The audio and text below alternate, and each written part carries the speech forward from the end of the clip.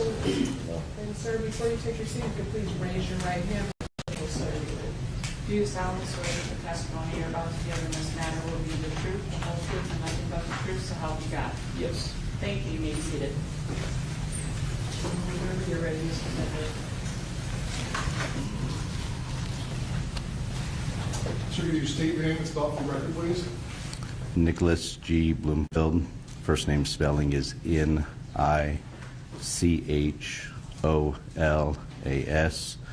Middle initial is G. Last name spelling is Bloomfield. Bloomfield. Could you tell the jury a little bit what you do for a living? So presently, where I reside is in Farmington, New Mexico. There is a nonprofit, community-owned hospital where I reside, and presently I am employed there as a regulatory manager, which means I'm responsible for making sure that the organization is in compliance with all federal and state regulations. Was that your job years prior to that? It was not. Okay. What did you do before that? Prior to that, I did a 20-year career in law enforcement in the state of New Mexico, was a certified officer. I retired in February of 2023. And in terms of what roles did you have, what departments did you work for in the state of New Mexico? So I worked for two separate agencies. I began working with the local sheriff's office. After completing the academy, I was assigned to the patrol division where I worked as a patrol officer. After a couple of years, I became a field training officer where I was responsible for training new officers and making sure that they were within compliance of both organizational policy as well as their training so that they could begin practicing on their own. Following that time, I made a transfer to the narcotics division. I did 3 years working as an undercover narcotics agent, where our primary responsibilities were to identify, infiltrate, and dismantle drug trafficking organizations. Following that assignment, I promoted to the rank of corporal. Short time later, I promoted to the rank of sergeant. I was assigned to the patrol division for both of those assignments, where I supervised officers who were working on a standard patrol shift.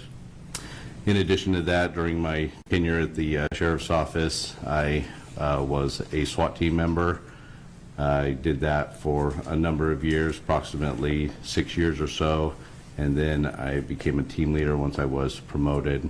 I worked at the sheriff's office for approximately 10 years, and then I transferred to our local municipal police department, Farmington Police Department. I went back to patrol there.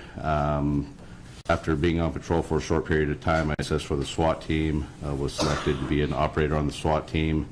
In addition to that, I also went into our training and recruiting division, where I was responsible for basic and advanced training. After that assignment, I promoted again to the rank of corporal and then to the rank of sergeant. As a sergeant, I was assigned to stand up a use of force investigation division within the organization. So myself and another supervisor were responsible for investigating all police uses of force within the organization. During my tenure, I reviewed approximately 200 cases. In connection with that assignment, I was also responsible for developing use of force policies and practices, as well as training related to the use of force.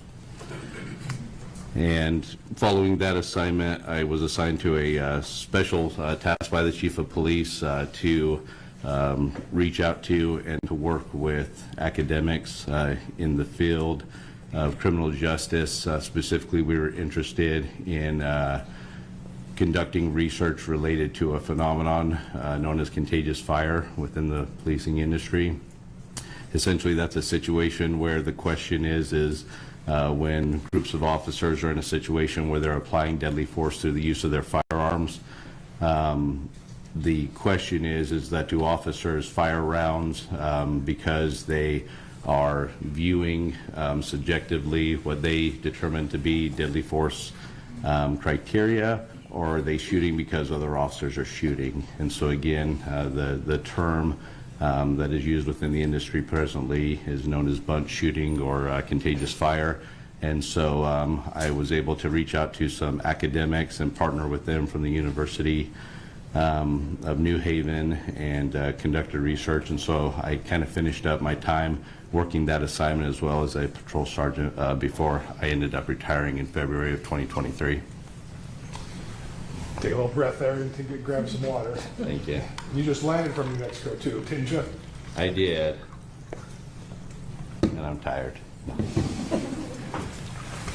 So I guess in terms of the use of force, primarily what you're here for, the use of force, how long exactly were you part of the training, training unit, if you will, for use of force with your department? So assigned specifically to that role, I, again, did a number of iterations within the training division, both as just a training officer as well as supervising that division. Throughout that time, there was, so there's 3 periods of time during my career where I was specifically involved in training officers related to the application of force, and that ranges through all force options that officers generally have within the industry. Officers have a variety of force options which are available, and so they exist on a spectrum ranging from low-level applications of force all the way up to what we term deadly force. And so you have essentially empty hand techniques at a lower level of force, which is essentially is things to overcome low levels of resistance that an individual may be demonstrating, like resisting being placed in the handcuffs, resisting an officer's attempts to stop their freedom of movement, things of that nature. And in addition, going forward from that, there's another type of empty hands, which is kind of classified as like a hard hands, which would be like hard strikes. And those things are used, again, more for higher levels of force, where a subject may be demonstrating combativeness or aggressiveness towards an officer. All those things together fall into a category of what is commonly termed in the industry as defensive tactics. And so defensive tactics, once you get out of defensive tactics, then you start getting into officers' actual tools that they have available. Generally speaking, the most common tools employed by policing within the United States are OC spray, commonly sometimes referred to as pepper spray. Then from there, you have a baton. There's different types and makes of batons, but essentially batons kind of fall under the same category. From there, you have electronic control weapons. The most common one within the industry is the taser, which is a proprietary electronic control weapon made by Axon. You also have canine deployments as well, where officers sometimes will use canines that are trained specifically to be used in force applications. And then in addition to that, you have deadly force, which is the most common form of, or the most common way that officers are taught to employ deadly force is through the use of their firearms. So again, these exist on a spectrum. And so in each one of these areas, I was responsible during my tenure as a use of force trainer and investigator to develop policies related to these things that are consistent with current industry practices and standards, as well as to develop a training curriculum for officers so that they could develop core skill competencies in these areas. Now, in terms of training, did you only train officers in your New Mexico department, or have you been involved in training other officers as well outside of your department? So since approximately 2007, I have in addition to practicing in law enforcement, I am a full partner in a training and consulting company, Progressive Combat Solutions. My partner is Kenneth Good. He's a former Navy SEAL. And we have trained thousands of officers, both at the state, local, federal level, all across the country, related to these areas, use of force. Primarily what we're known for is training officers in the area of tactics related primarily to generally what a SWAT team or a specialized unit would do within law enforcement. In addition to that, I've been retained by other agencies to assist them in use of force policy development, as well as teaching administrators how to review force applications within their agencies to make a determination of whether or not the actions of their officers were consistent or inconsistent with their organizational policies. And so my work has, again, taken me beyond just my local police agency that I work for. Okay. And now in terms of when you talk about doing the different trainings, can you give an idea how many times, I mean, with your department, outside of that, how many different trainings can be done for various officers across the country? Ballpark. I don't know if I could even ballpark it. Numerous, like I said, since 2007. You know, I know thousands of officers. I would say less than 50, somewhere between 30 to 50 agencies. And again, when we conduct trainings on my specific CV, you won't see that many trainings outlined, but at these trainings they're typically regional, so we'll have officers that will come from up to a dozen different agencies that will send participants there. Okay. Just in terms of, you talked also about doing use of force, like 200 use of force reviews. Were those use of force reviews simply for your department, or those other use of force reviews? The 200 use of force reviews that I conducted were for the department, approximately 200. Outside of that, since 2020, I began having attorneys and police organizations reach out to me and ask me to review cases involving police officer force applications. To date, I've been involved in I've been retained in, I believe it's somewhere around 24 cases that I've testified in all across the country. And so, again, these are outside or beyond just my work that I did. So, just so I understand, because the 200 were just within your department originally, and then there's 24 on top of that? Yes, 24 where I was actually retained as an expert witness. Gotcha. In terms of the 200, when you're looking at your department, what were you looking at for specifically that was part of your job? What were you looking for in those instances? So when you're conducting force reviews, I think it's important to understand that there's different types of reviews that are being conducted. When you are looking at an agency, you're essentially conducting a review to determine whether or not the officer's actions were consistent or inconsistent with organizational policy. And so that was my primary focus while conducting reviews for the Farmington Police Department. That's also what I trained other agencies to do as well. Beyond that, when you start getting beyond that, again, there's different standards that you could review a case. In my work as an expert witness, that review is essentially to determine whether or not the actions of an officer were consistent or inconsistent with generally accepted police practices. Okay. And could you go into that? We've heard a little bit, but what are your definition of generally accepted police practices? How would you define that, and where does it come from? So if you look across the country, there's approximately 18,000 police agencies within the United States, nearly 1 million officers. And so within the industry, there are generally accepted practices where essentially anywhere that you go in the country, you will see similar practices in the way that officers are taught to apply force, as well as the training that officers go through. One of the most common examples I could probably give you would be something like a traffic stop. It doesn't matter where you go in the country. If you see an officer conducting a traffic stop, the techniques, the tactics that officers employ are essentially going to be similar anywhere you go in the country. The way that this information gets disseminated across the country traditionally within the United States, this was done through just sharing trade knowledge.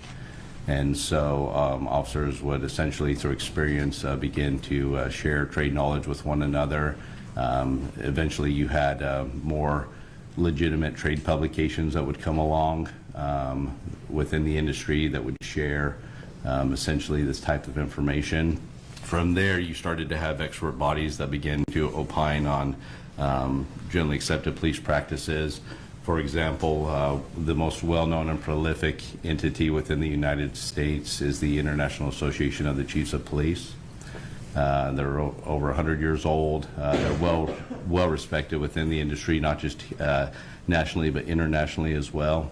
They provide things such as model policies, as well as a number of recommendations related to training and standards that law enforcement agencies can adopt and utilize to make sure that they're operating, again, in compliance with generally accepted police practices. From there, you have other entities, including the Department of Justice.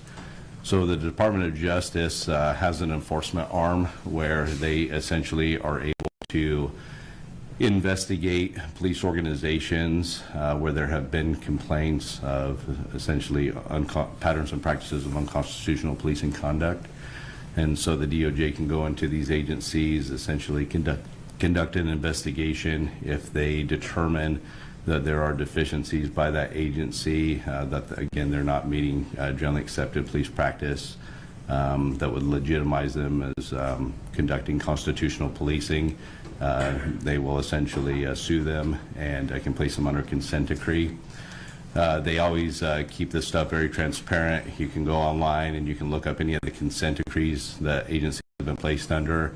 Where I did my law enforcement career in the state of New Mexico, Albuquerque Police Department was placed under consent decree in 2012.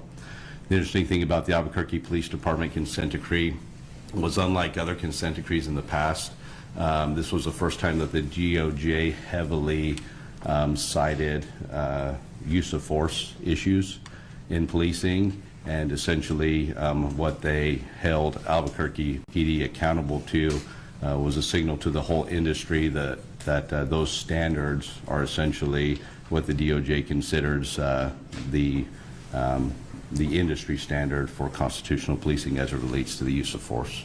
Okay.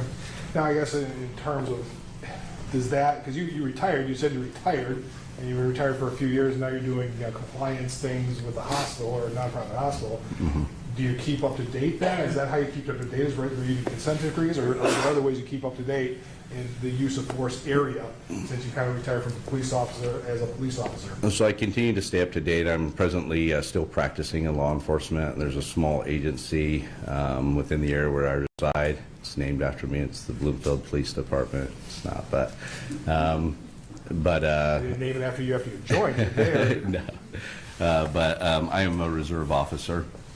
And so through that, I still continue to practice. I volunteer my time and assist agencies, but also through doing work like this. I keep up to date, again, with the generally accepted practices through continuous review of trade publications. Like I said, there are trade publications that are used heavily in the industry. One example is Police One. They've been prevalent in the industry for many years. And again, that's a place where a lot of trade knowledge is shared. In addition to that, I continue to follow IACP as well as my colleagues that are also expert witnesses. We have essentially a large group communication where anytime there's new research or things that is coming out involving police standards or police use of force, we typically start a dialogue and see if that information impacts the way that we do this work. So. At this time, I move for his admission as an expert in generally accepted police practices and use of force tactics.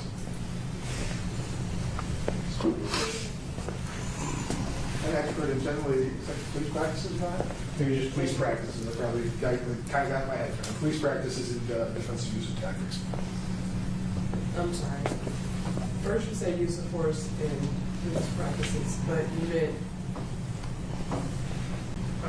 Sorry? You said you moved for his admission as an expert in use of force in generally accepted police practices. Police practices. And then you said police practices in tactical something. In a long day. So just police practices and use of force. Okay. Any objections?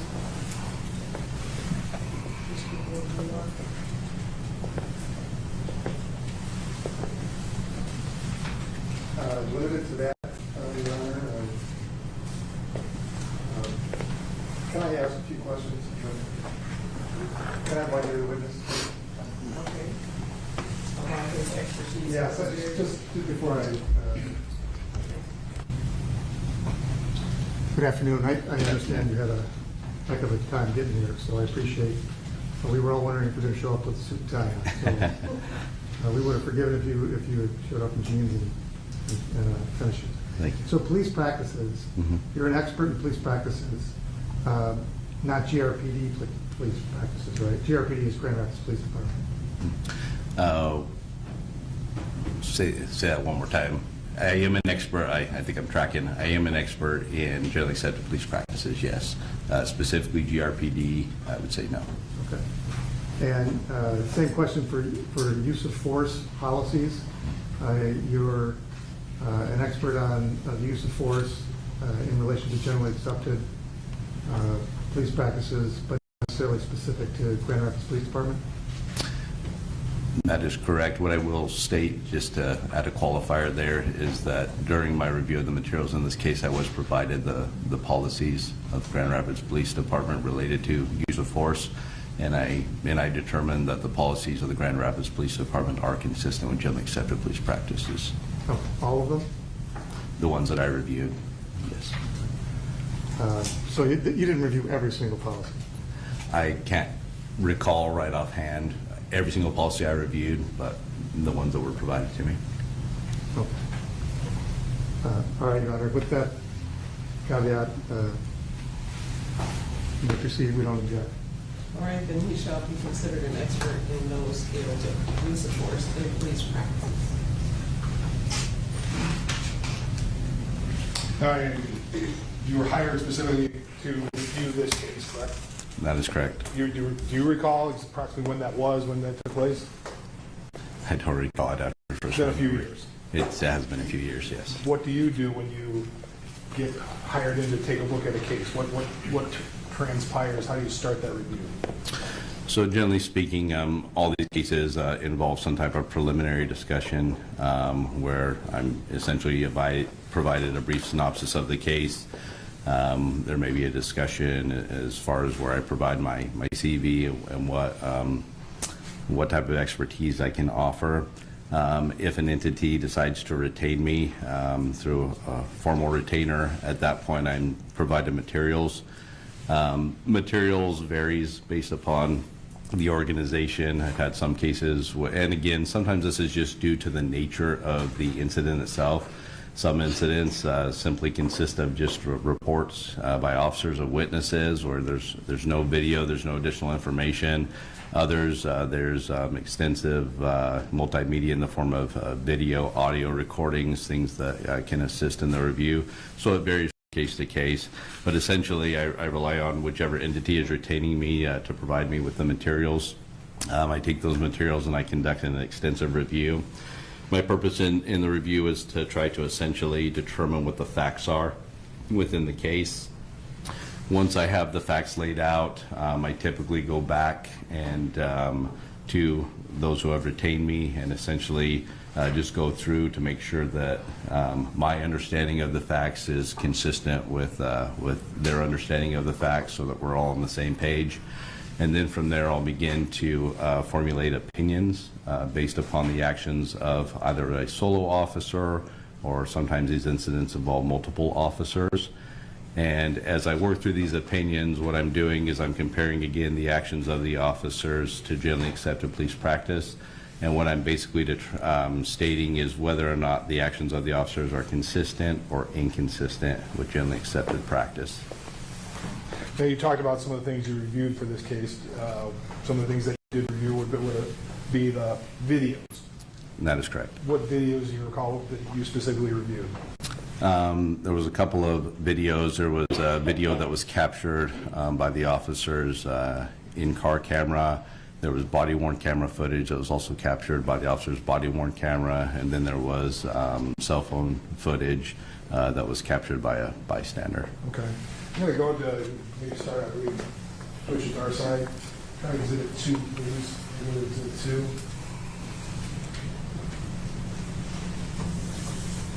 Can you get one, please? There should be a laser pointer if they do that.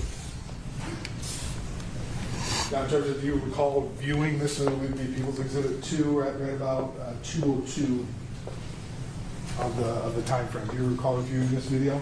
I do. This would be the in-car video. It appears to be the in-car video, yes. Now, in terms of use of force, you talked about some uses of force. I'm going to play this for you a little bit.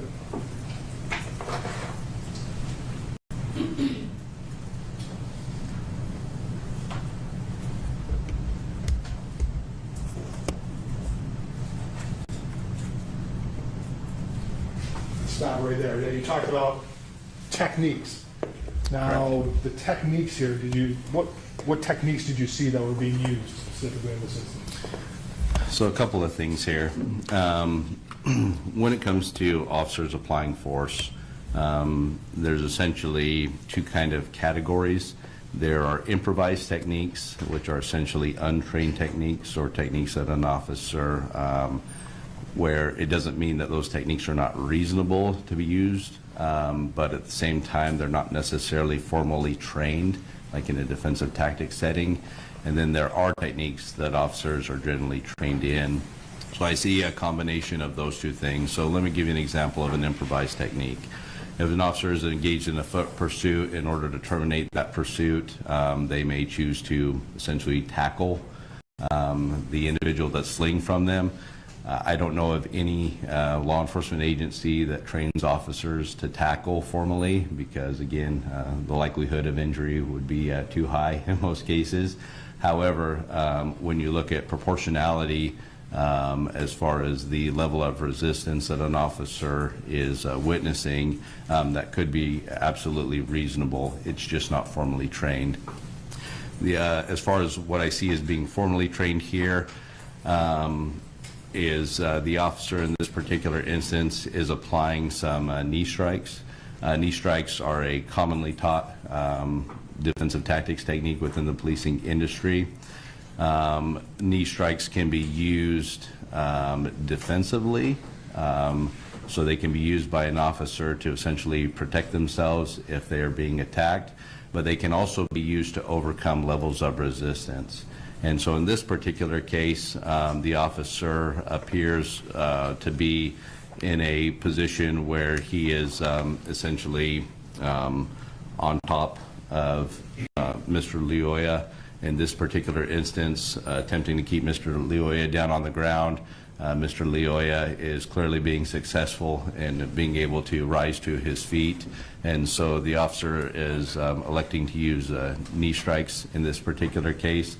It's difficult to see where those knee strikes are being applied. Generally, in order to overcome a level of resistance, knee strikes are generally taught to be used by officers to target essentially the lower extremities, like the thighs and those areas. Again, because it's not being used necessarily in self-defense in an instance similar to this one, it's being used to overcome that resistance. And so I see the application of a couple of knee strikes here, which appears to be targeted to the lower extremities.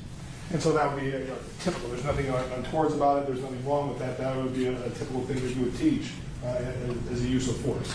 Yes, based upon this video and based upon, again, the way that officers are taught this technique and how to deploy it, I would say that an officer in this situation, that this application of force would be reasonable and consistent with generally accepted police practice. Maybe focus on a little bit more.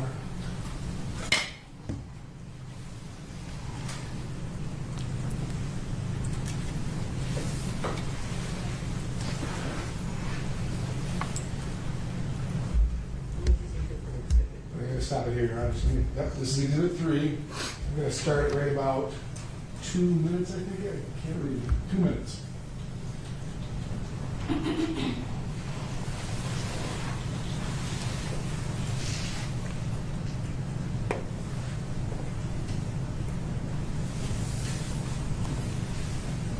Now here, a little bit more focus on the hands. You can see the hands. Can you describe for the jury what they're seeing here?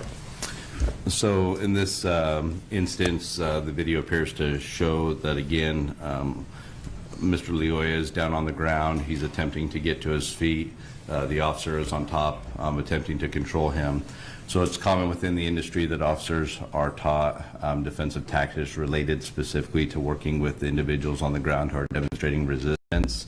Again, you have two different areas on the spectrum. One is to overcome resistance, the other may be defensive. So recently, within the last, since I've been in law enforcement over the last 20 years, grappling, jiu-jitsu, those techniques have been heavily adopted within the policing industry all across the United States. The comprehensiveness of an officer's training in that area may vary, but at the same time, officers are taught grounded techniques of how to control subjects who are resisting, as well as how to actually defend themselves if they find themselves under attack, well grounded. Here in this particular instance, everything that you see in terms of hands being placed to attempt to keep Mr. Lyoya on the ground, I would classify this as essentially, again, just techniques that officers are generally taught. A little bit of improvisation also appears to be occurring here, but the positioning and everything that the officer is attempting to do, again, I would state that an officer in this instance, that all of these applications of force in an attempt to keep Mr. Lyoya on the ground would be reasonable and consistent with generally accepted practice. Now, I'm going to move along a little bit. At some point in time, there's a taser introduced. Is that a fair statement? Yes.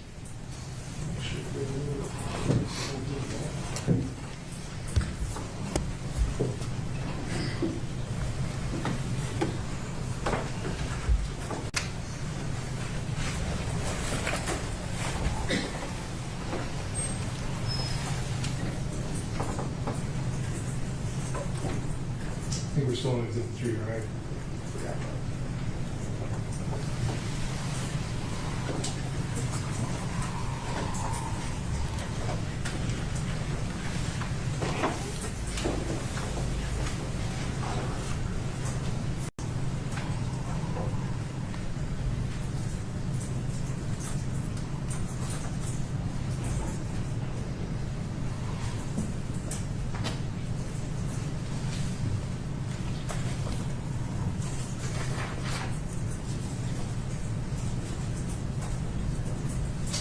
Okay, there's a taser introduced. Could you give the jury a little bit in general, in training and generalized general police practices? When do you introduce a weapon? Is there any criteria? Can you give a jury an idea of what goes through that? So, as I briefly talked about during my initial questioning, officer use of force exists on a spectrum, and so officers have many force options that are available to them to overcome resistance. I need to talk just a little bit and lay a little bit of a foundation in terms of how an application of force, what essentially allows an officer to make a decision from going from a lower level of force to a higher level of force. So the first thing is proportionality. And proportionality, we primarily first want to talk about levels of resistance or aggression that may be exhibited by an individual. So when an officer has essentially a valid legal reason to detain an individual, whether that is to detain them to investigate a crime or to detain them, essentially taking them into formal custody, if an individual resists the officer's actions, the degree of resistance that they exhibit is what opens up the options related to an officer's use of force selections.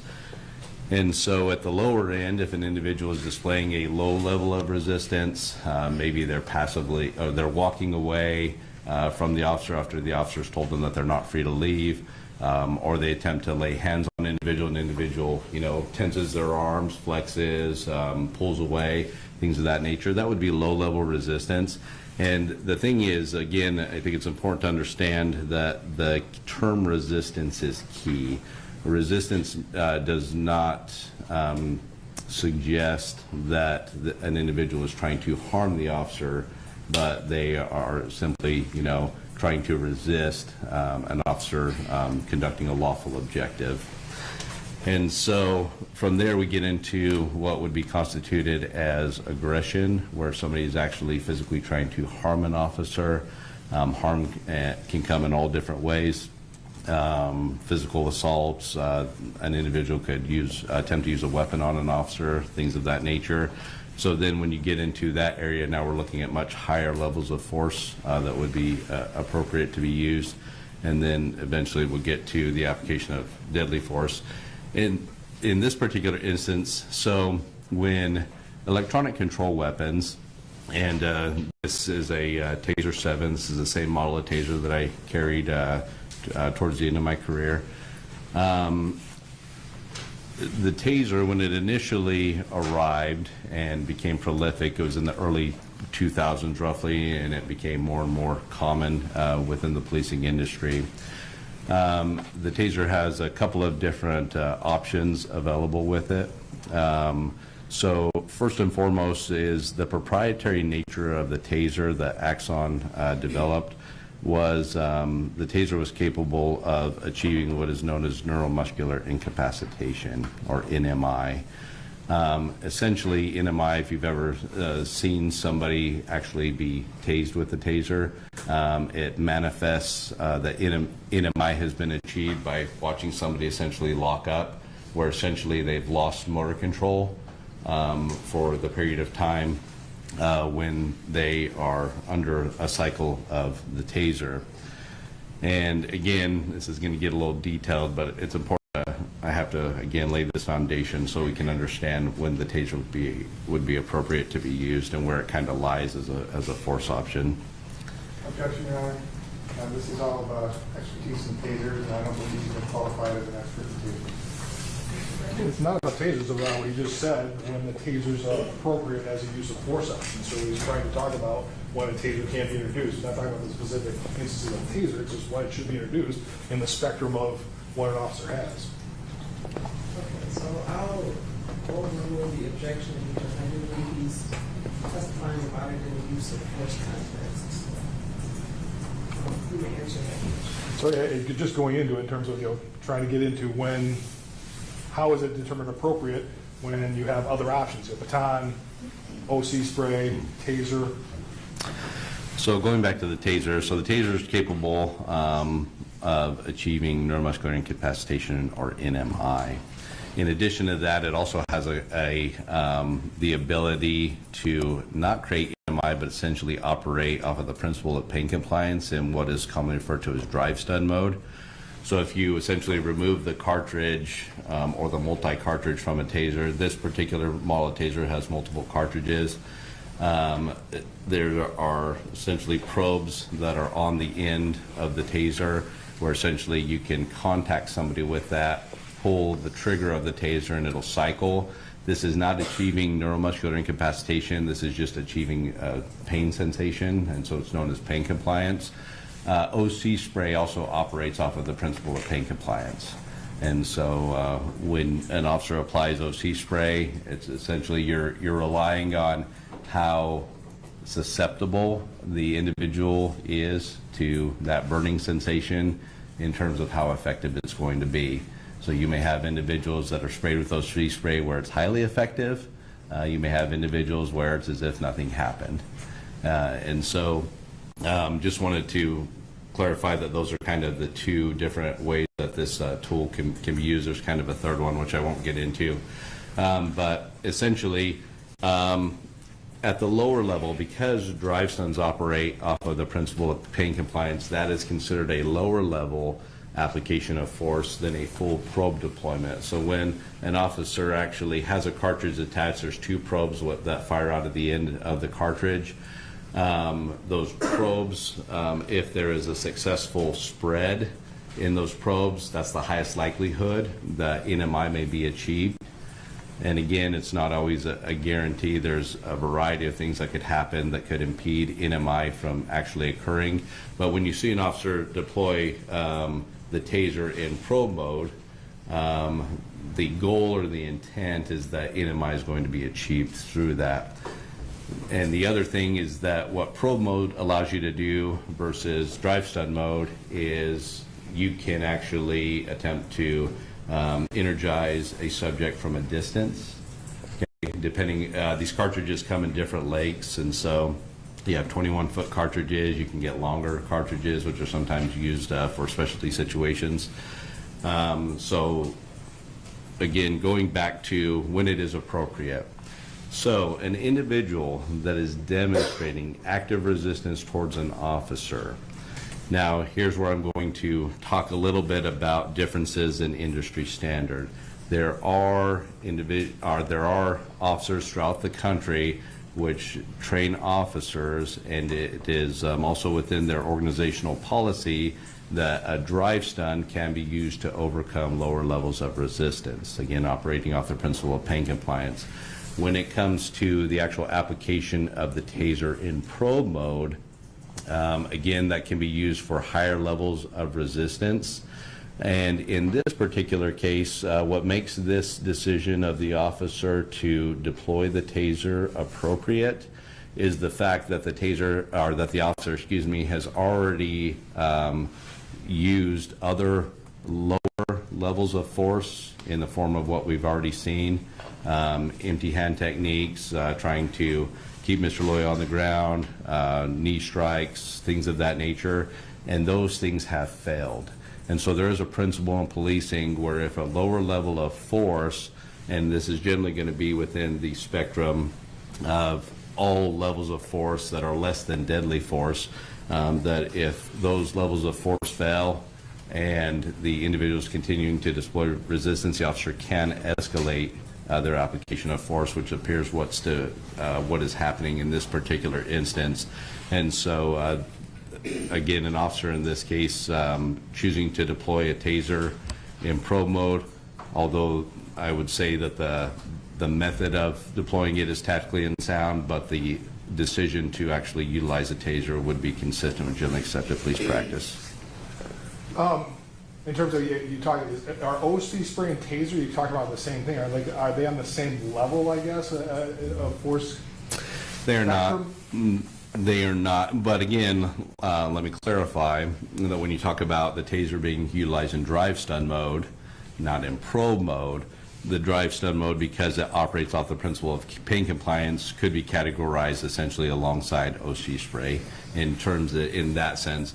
Generally speaking, tasers are considered a higher level of force application because the intent of the manufacturer, as well as the opinion of expert bodies within policing, a probe mode deployment is considered a higher level of force on the spectrum than OC spray would be. Okay. Now, you mentioned, though, the decision made to use the taser is appropriate within the spectrum, but tactically there's an issue here. What do you mean by that? So when it comes to the application of force, but also when it comes to police activity in general, police throughout the nation are essentially taught tactics. Tactics fall under what we generally categorize as officer safety. And so essentially officers are taught in the basic academy, and this is consistent all across the industry, where officers are provided common tactics of how to safely go about accomplishing their lawful objectives. I mentioned traffic stops earlier. Everything that an officer does, from the positioning of their vehicle to where they choose to make a stop, if it's within their power to do so, to the way they approach a vehicle, that is all done with purpose and intent.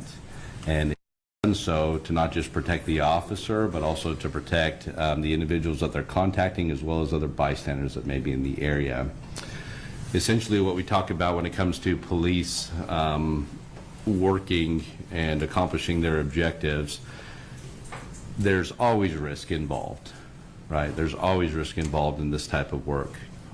However, through sound tactics, if officers rely upon sound tactical principles in the way they go about conducting their work, they can prevent risks from manifesting as threats, and from threats, if there is a threat present, potentially manifesting as harms to the officer or others. And so again, tactics are very key in this whole conversation about the application of force. So in this particular instance, The issue as far as, well, the selection of the taser was an appropriate selection and an appropriate option at this point to overcome the level of resistance that was being demonstrated by Mr. Lyoya. Officers are taught within the tactical arena as well as in defensive tactics something that we term weapon retention. So weapon retention is a key principle where essentially if you're going to employ a tool on an individual, part of your calculus in choosing to deploy that is you also want to make sure that that tool cannot be taken from you and potentially used against you or others. This is really prevalent when it comes to police firearms. There are many case studies out there where officers have been killed with their own firearms, have been successfully disarmed. This also applies to every other force option that an officer has at their disposal: OC spray, baton, taser, etc. And so officers are taught techniques and tactics to essentially retain and keep their weapons. In this particular instance, there's two things about the taser deployment here. If the taser is going to be deployed in probe mode, the manufacturer, and this is common in, because the training that officers receive as far as as taser goes is consistent throughout the industry, because taser actually provides the training to police agencies. And so according to taser themselves, in order to have the greatest likelihood that when the probes are deployed that you're going to get a far enough spread apart and get what they essentially term splitting the hemispheres, which is where you have a probe, the belt line. You view the waistline as the hemisphere. Having a probe, one probe above and one probe below in large muscle masses is going to give an officer the highest likelihood of achieving neuromuscular incapacitation. In order to get that spread, you have to have distance between you and the target. And so generally speaking, that distance, again, needs to be, what taser recommends, roughly 7 yards to get that accomplished.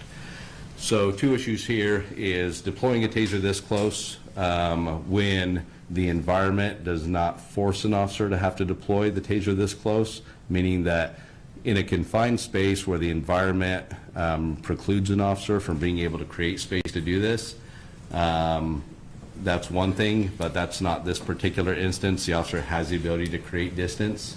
And to stop you right there real quick. Yes. And I just want to get into that distance aspect. Is distance only with a taser, or are there other things in police defensive tactics where distance is important too? So distance is always important. It is one of the largest factors when it comes to these type of confrontations. Time and distance are the two biggest factors. So we talk in policing, it's not always about creating distance, it's about creating the right distance. Sometimes the appropriate answer is to close distance. Sometimes the appropriate answer is to create distance. Depends on what the force option is. It depends on what the situation is. Officers are also taught that if they are in a situation where they're applying force, and generally this happens solo, if they are unsuccessful in overcoming an individual's resistance, and they are essentially failing to overcome that resistance, sometimes the best option is what we refer to as a tactical retreat, where we create more distance, we keep eyes on, we summon more resources. That could be an option. The other thing is if an officer is being attacked, if they have the ability to create distance, they can do so. And so again, it's multifaceted in terms of what may determine that. So going specifically for this instance, so it's distance not only for the taser, but there's also distance just in general for police practices. Correct. And so in this case, by creating distance, that would allow two things to happen. One would be there'd be a higher likelihood that neuromuscular incapacitation is going to be achieved, because now we're at a appropriate standoff distance recommended by the manufacturer that's going to give us the greatest likelihood of achieving NMI. Number two is I'm also, by creating distance, I am preventing anybody from grabbing a hold of the taser, so that's also the best option because it's the most tactically sound option.